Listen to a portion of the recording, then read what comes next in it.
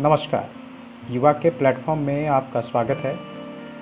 To the point का आज का विषय हमारा है वर्तमान में मुद्रास्फीति और रुपये के मजबूत करने को लेकर आरबीआई ने कुछ नए उपाय की घोषणा की है। आइए इन्हीं उपायों को हम लोग देखते हैं।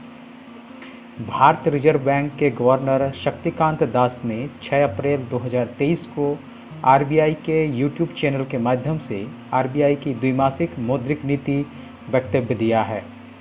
उन्होंने कहा कि मौद्रिक नीति समिति ने सर्वसम्मति से नीतिगत रेपो दरों को अपरिवर्तित रखने का निर्णय लिया है। इसलिए वर्तमान में पॉलिसी दरों में किसी तरह का परिवर्तन नहीं किया गया है।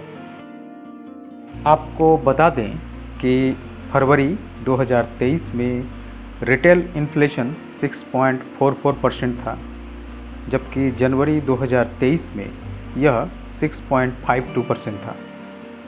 आरबीआई अपने नीति के अनुसार 2016 से इन्फ्लेशन को 2 से 6% के बीच में रखना चाहती है, जो कि आपका 4% औसत बने रहना चाहिए।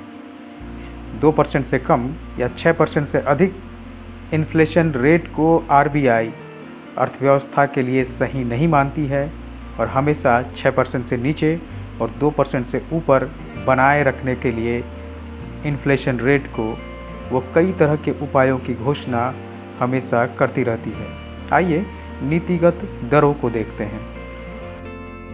नीतिगत दरें वर्तमान में है रेपो दर 6.50%, अस्थायी जमा सुविधा दर 6.25%, सीमांत अस्थायी सुविधा दर 6.75%, बैंक दर 6.75%, reverse repo rate 3.35%, CRR 4.50%, SLR 18%।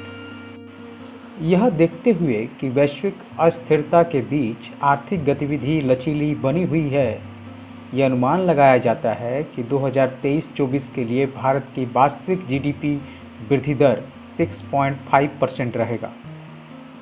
RBI governor ने यह अनुमान अपने आज के वक्तव्य में बताया है। साथ ही उनका कहना है कि मुद्रास्फीति लक्ष्य से ऊपर बनी हुई है, अर्थात मुद्रास्फीति दर नीतिगत लक्ष्य से ऊपर है। इसके वर्तमान स्तर को देखते हुए वर्तमान नीतिगत दर को अभी भी उदार माना जा सकता है। सीपीआई मुद्रास्फीति मध्यम रहने का अनुमान है और 2023-24 के लिए यह 5.2% रहने का अनुमान लगाया जा रहा है। आरबीआई गवर्नर का कहना है कि महंगाई के खिलाफ लड़ाई अभी ख़त्म नहीं हुई है, हमारा काम अभी तक समाप्त नहीं हुआ है। भारतीय रुपया 2022 से एक व्यवस्थित तरीके से आगे बढ़ रहा है। इसी परिदृश्य में आरबीआई गवर्नर ने 5 अतिरिक्त उपायों की घोषणा की है। आइए उन्हें देखते हैं। पहला, एक onshore non deliverable derivative market का विकास करना। इस कदम से भारत में फॉरेक्स मार्केट और मजबूत होगा। साथ ही इससे भारतीय नागरिकों को हेजिंग संबंधी ज़रूरतों को पूरा करने में मदद मिलेगी। एनडीडीसी के जरिए अब तक विदेशी नागरिक ही पोजीशन लिया करते थे। आरबीआई के आज के ऐलान के बाद भारतीय नागरिकों को भी पोजीशन लेने की इजाज़त दे दी गई है। इससे रुपये के उतार चढ़ाव को काबू में करने में मदद मिलेगी। साथ ही सट्टेबाजी पर भी लगाम लगेगी। साथ ही भारतीय कंपनियां इस सुविधा के जरिए अपनी हेजिंग संबंधी ज़रूरतों को भी बेहतर तरीके से पूरा कर सकेंगे। दूसरा, नियामक प्रक्रियाओं की दक्षता को बढ़ाना।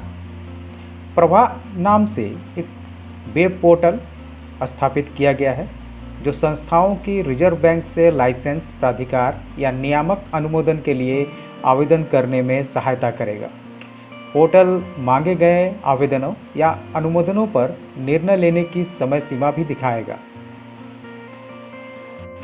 तीसरा, बेनामी बैंकिंग जमा राशियों को खोजने के लिए जनता के लिए केंद्रीकृत वेब पोर्टल का विकास करना। बहुत सारे बेनामी जमा खाते आज भी बैंकों में हैं। उन्हें खोजने के लिए, साथ ही अर्थव्यवस्था में पारदर्शिता और दक्षता बढ़ाने के लिए इस कदम को उठाया गया है। चौथा, क्रेडिट संस्थानों द्वारा क्रेडिट सूचना रिपोर्टिंग और क्रेडिट सूचना कंपनियों द्वारा प्रदान की गई क्रेडिट जानकारी से संबंधित शिकायत निवारण तंत्र का विकास करना। और अंतिम और पांचवा है, यूपीआई के माध्यम से बैंकों में पूर्व स्वीकृत क्रेडिट लाइन के संचालन की अनुमति देकर एकीकृत भुगतान इंटरफेस के दायरे का विस्तार करना। इससे वित्तीय क्षेत्र में नवाचार को बढ़ावा मिलेगा। आरबीआई अपनी ओर से मुद्रास्फीति को नियंत्रित करने की पूरी कोशिश में लगा हुआ है, साथ ही भारतीय रुपया को और अधिक मजबूत करने के पक्ष में दिखता है। धन्यवाद।